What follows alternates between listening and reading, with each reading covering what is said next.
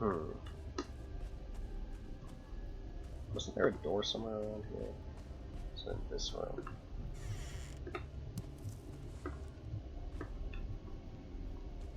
Is this a wall? Is this just it? Is this all there is? Made out of nothing, all that I am? There's no understanding in miracles, and the worst it always comes true. But those are Kogan and Cambria lyrics. Alright. Ereshkigal. Ereshkigal is a fucking Rin Tosaka bitch in Fate, right? I think so? Yeah. Either that or the blonde one. I don't remember. Fate Imagine. is awful. Fate is literally the worst series ever. Man, literally. Imagine, though, being an ancient culture that gave us such things as, like, one of the 7 wonders of the world and the first recorded story. And your legacy in one particular piece of Japanese media is a blonde twink boy and 2 Japanese schoolgirls. Wasn't the blonde girl actually British? Wasn't she Luvia or whatever? You are making me really mad because you're right.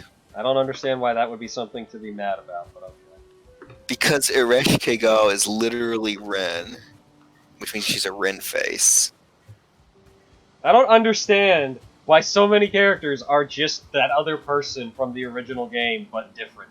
Yes, it's so dumb. There doesn't need to be 5 million Sakuras. Well, I don't know. There doesn't need to be 5 million Sabers. There doesn't need to be. Well, I mean, technically Saber is a class, but there doesn't need to be 5 million art. We know. The only one I'll defend is Nero, and not even for any real reason, just because she has those fucking butt window. You need that sometimes.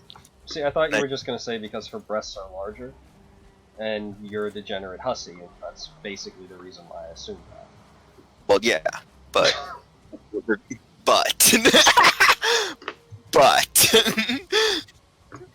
something was fighting something a minute ago, and I couldn't find it, and now it's stopped fighting.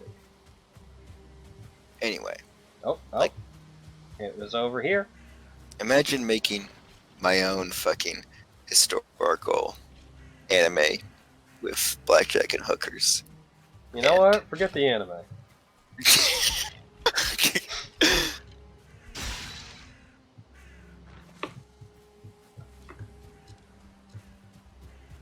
Right, you were telling me before that you don't like making that joke because you're afraid no one's going to get the reference. Oh, like, in real life. Online, everyone knows Futurama. No, nobody knows Futurama. We're the only people who watched it. Exactly. But yeah, like, I just don't want to be, like, you know, out and about in, like, a public place where people watch shows that aren't cartoons on Comedy Central, and then I say, I want to make Thing with blackjack and hookers, and people think, oh, this guy really wants us to know that he is into gambling and prostitutes. Why does this guy want us to know so much about his prostitution phase? Habit. Whatever you want to call it. Exactly. See, if anyone makes faces at you and doesn't get it, eventually they're going to be like, yeah, so I was out sometime, and some guy was just talking about blackjack and hookers. And like he said something, he set it up weird, like he was going to make something with them, and then he said forget the thing he was going to make. I thought that was disgusting. And then the person they're talking to is probably going to be like, that's a Futurama joke. Yeah, but like, what if even their friends don't know? And then, like, I go down in history. You go down in history with this one small circle of people as being a degenerate. Well, when you say it like that. Like, I feel like you're really not losing much here. Oh, hey, big boy. Hey, big boy. I'm gonna fucking kill you. Get over here. Do I have any other food? Hey, buddy. Oh yeah, the other Saberface I'll tolerate is Jean because it's made fun of in story, kind of. You know what? I'm gonna get back my stuff because I miss my stuff. And I wish it was back with me. Should probably sleep first. That was a great idea, Edwin. You dream of a river running uphill, of green shoots turning downward into the earth.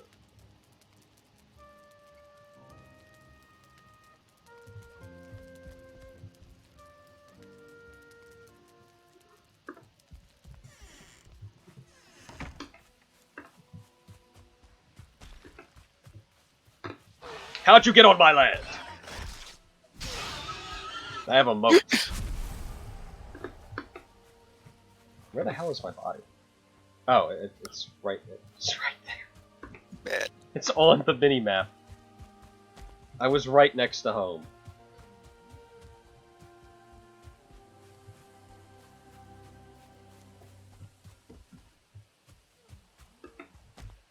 It's right here. Oh, I hear growling. That is not good. This does not bode well. Erish Kigal will not be pleased.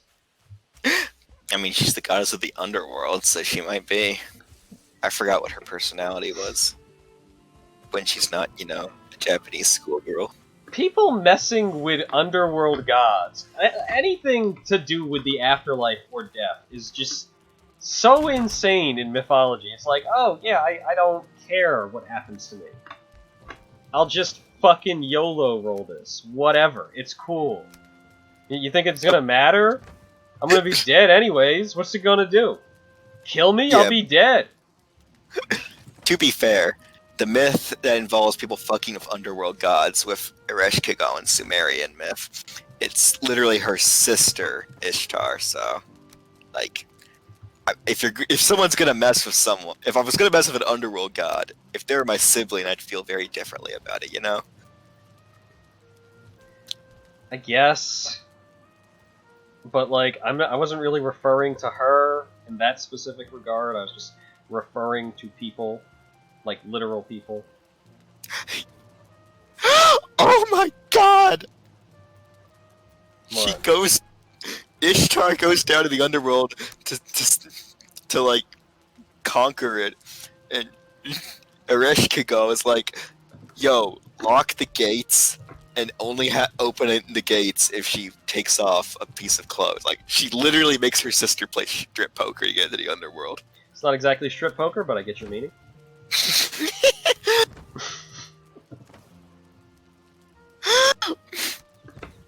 Can someone please tell the fucking ancient deities to stop being so homina George R.R. Martin for a second? Like, Stop being horny. You're supposed to be above that. I'm not even saying stop being horny, just, you know. I'm putting money in here, that's right.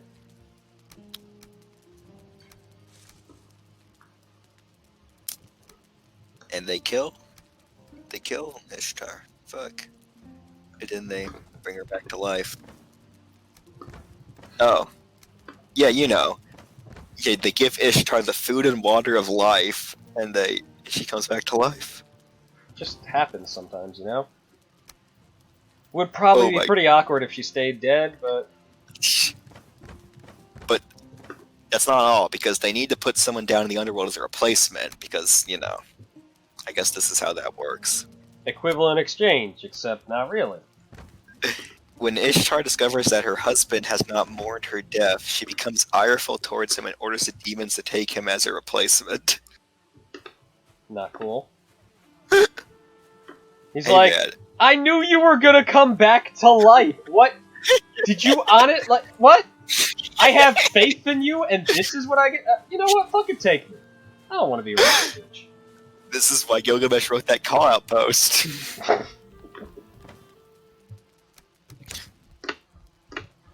Oh shit. Ereshkigal married Nergal. What, from Billy and Mandy? Oh. Okay, I thought you were going to go for Warhammer there, but that's what I was going for, but yeah. Okay. Yeah, the plague god. Apparently he's from Mesopotamian myth. I know. Interesting. Yeah. I knew he was an old guy. I just didn't know where he was from. I knew he was pretty old.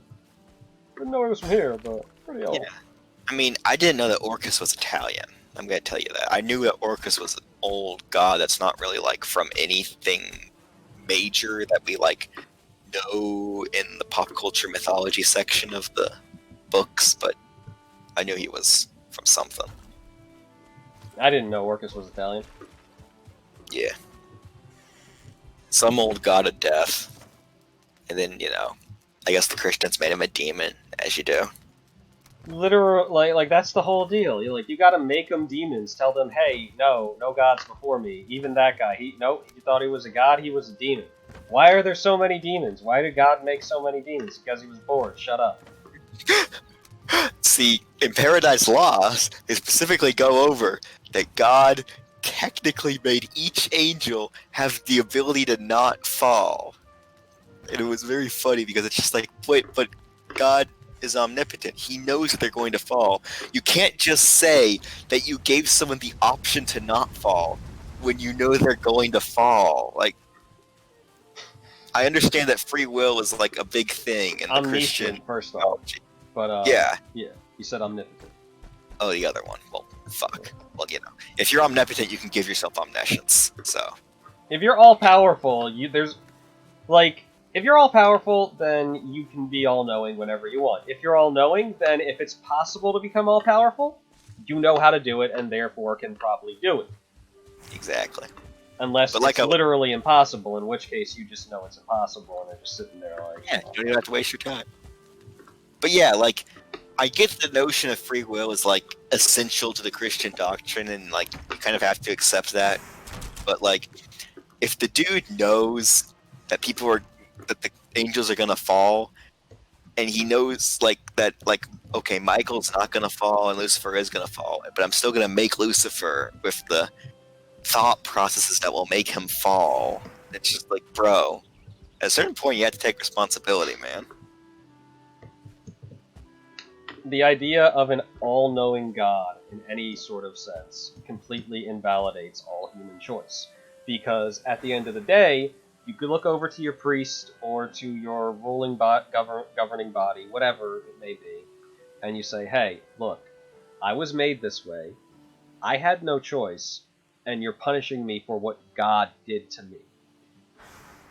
Not the best way to start your mythology, if I'm being completely honest. The big difference there is that, usually it's done like, okay, God knows what's going to happen, but he dumped us all here, and now we have to deal with it or whatever.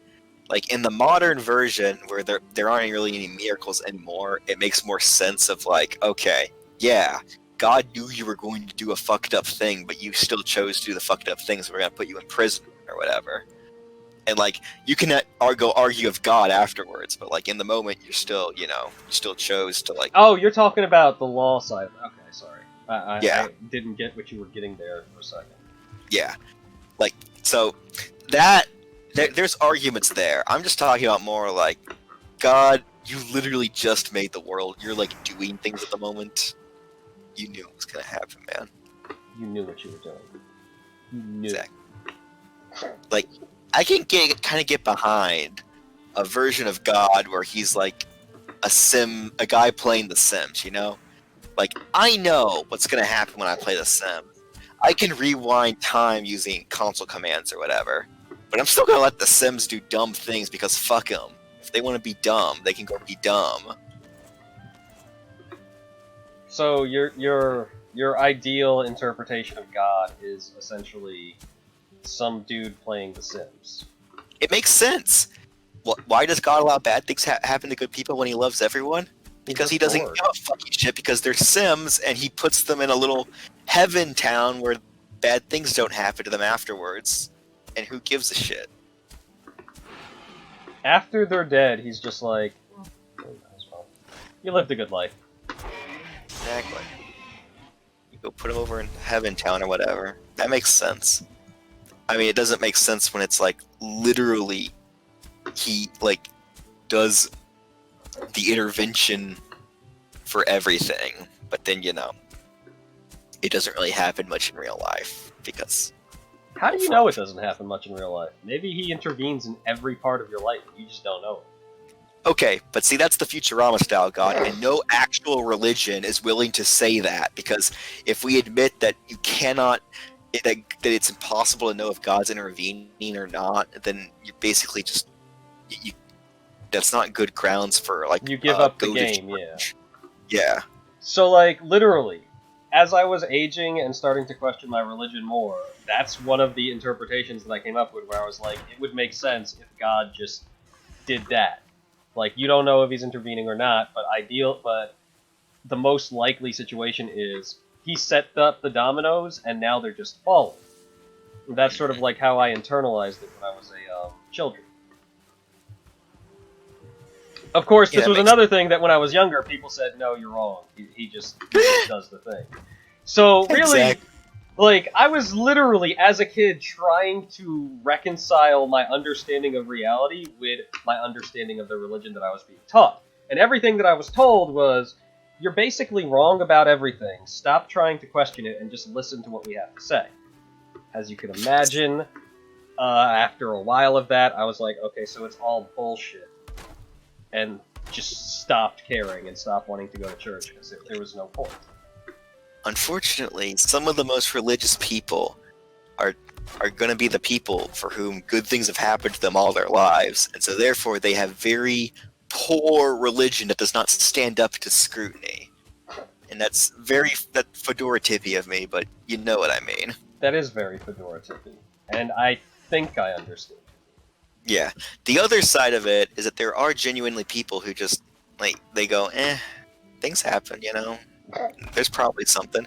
You know, just because these people are wrong about literature doesn't mean there isn't something divine, and, like, that seems legit. That makes sense. And then you got the other people, the third type, who are, like, super in, like you know, Dante. You fucking write religious fan fiction, basically. And, like, wouldn't it be cool if I met God? Exactly. And so, like, when you get to those people, they actually have thought through their religion. I don't agree with Dante's conclusions at all. They're not really what I would call coherent, but, like, he's thought them through and they work for him. And so, like, he's reconciled his religion, yeah. Yeah, he's put more thought into it than the people who are like, yeah, God literally intervenes all the time, and bad things happen to good people because free will, and I'm not going to think about that too hard or whatever. Like, he thought it out. Or whatever. It's like, yeah, his religion kind of sucks, and no one in the modern age would want to have his religion, but he worked it up for himself, and he was in the 1300s, so it doesn't matter anymore. It be like that sometimes. Exactly. Like, it's possible to have a coherent faith that isn't based upon, like, good things happen to me, so therefore they happen to everyone. But it requires you to admit to a lot more chaos in the world than people really want to. I guess that's a way to put it. Yeah. Like, the reality of reality just being shit happens and there's really not a reason for it more often than not is unpalatable to most people, probably including myself to some extent. But at the same time, I totally accept that that's the way it is. Because I can't do anything about it. Like, if I... okay, so let's go back to Taylor Swift for a minute. Because this is the only thing that I can think of right now. If I get into a relationship with a beautiful young woman, and spend a lot of time with her, and really enjoy my time, and then about 1 or 2 months in, she's so totally psycho, starts fucking gaslighting me, does all this crazy shit, and, like, tries to play it up like, oh, I'm the bad guy. So, like, that happens, and I'm just like, okay, cool. There's nothing I can really do about it. Yes, this is a terrible situation, but the fact that a terrible situation has happened doesn't inherently make me terrible. I know that even if I see myself as a good person, or even if I see myself as a bad person, it's completely possible that the shit that's happening to me is just happening because the Brownian motion machine that is reality has caused me to collide with these other people or things. Exactly.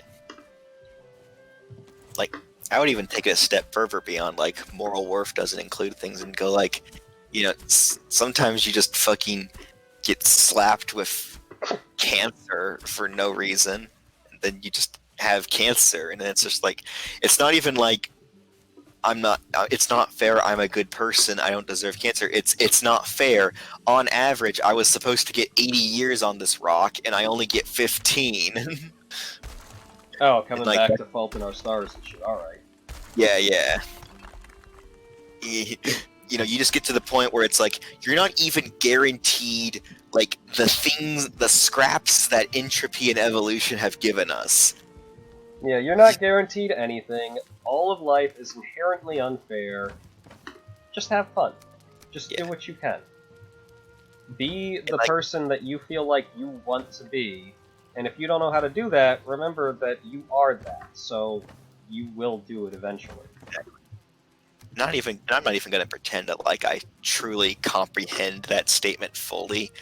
Like, there are probably things, just because I don't believe in, like, a god, just doesn't mean that, like, I don't have things in my head that I use to, like, cope with the fact that, like, we live in random chance world.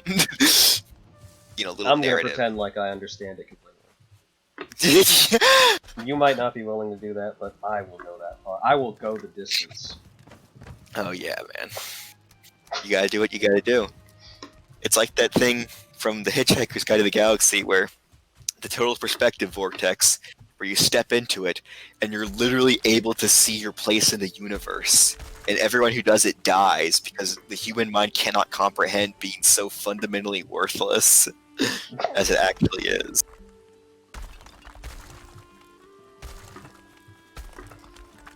I mean, that's another thing. Like, this comes back a bit to the whole H.P. Lovecraft thing.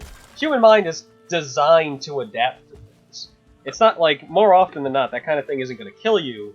It'll fucking hurt, probably. It'll hurt like hell. But it happens. Sometimes you realize, oh, I am literally worthless. Nothing I do matters. I guess I might as well just be dead. Oh no, I'm not even talking about, like, inherent worth after death, no one's gonna remember you. I'm talking about, like, just random chance. Imagine knowing how many times you dodged a fucking coronavirus particle, how many times you dodged a car that, like, you never saw coming or whatever, how many times you just chose not to walk down an alley when it would have ended up getting you mugged. Like, just knowing your place in the universe and how random it all is. Cool. Nature's chalk. Where do I put this coal? Like, at a certain point, man, it all gets really random. Life is horrifying.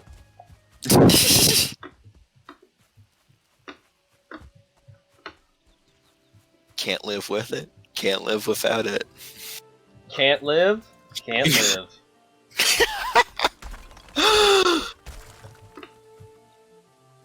Why do we stay on this planet? Because of the survival instinct. Why do we have a survival instinct? Because things without a survival instinct die. Oh. Well, fuck. We are here because we are here. Exactly. I'm thinking about making a yurt around this. That would work. Have a little tree inside my house. Totally something you could do. And if I do that, maybe then God will give me purpose. Do you like my yurt, oh Lord and Savior? No, I just really enjoy that we spent this whole time deconstructing the idea of inherent worth, then we turn back around and it's like, okay, so back to religion. That's a lot about society. Bottom text. Man, I'm tired of this bottom text. I want some top text. Oh yeah. Wink wink, nudge nudge. Aw yeah. Saying aw yeah in a somewhat suggestive way. Alright, let's see. Boop.